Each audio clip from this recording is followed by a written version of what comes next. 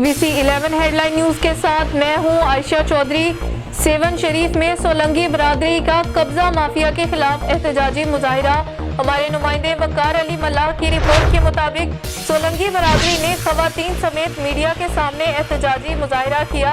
उनका कहना था कि इनके 3 लोगों को जमीन के तनाजे की बिना पर जख्मी कर दिया गया है। ज़ाहिरीन ने यह भी कहा कि काजी अहमद का रिहायशी सैयद शहनशाह बाअसर है, जिसकी वजह से कोई भी उनकी मदद नहीं कर रहा। मुजाहिरीन ने IG Sindh, DIG Hyderabad, SSP जामशोरों से अपील करते हुए कहा कि हमारे साथ इंसाफ किया जाए। मजीद इस हवाले से देखते हैं हमारे नुमाइंदे वकार अली मल्लाह की ये रिपोर्ट।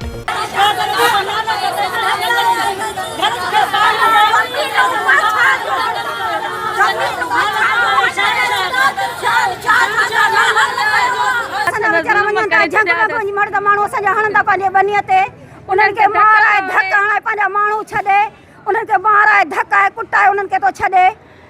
असांजा बसना माण्हू ज़ख्मी कया सभा हींअर बसना नाग करे छॾिया त असां सां इंसाफ़ थी। असांजा बच्चा इंसाफ़ कयो बा लाग वञो पंहिंजे रब जे सदके सां। असांजो दाद को असां गरीब मिसकीन आहियूं। 15 साल 20 साल असांजी खाधी रस ज़मीन आहे।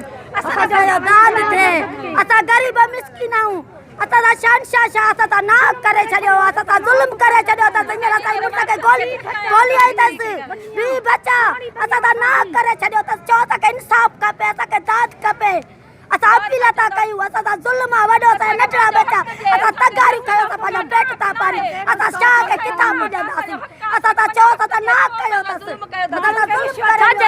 ज़ुल्म कयो अथसि। असां वञूं विया आहियूं, असांजे छपर साड़िया अथसि, असांजे छपरनि खे बाहियूं ॾिनियूं अथसि, असांजे खाधे पीते जो सामान खणी उहो उछालियो अथनि दरिया में। हींअर असांजे मर्दनि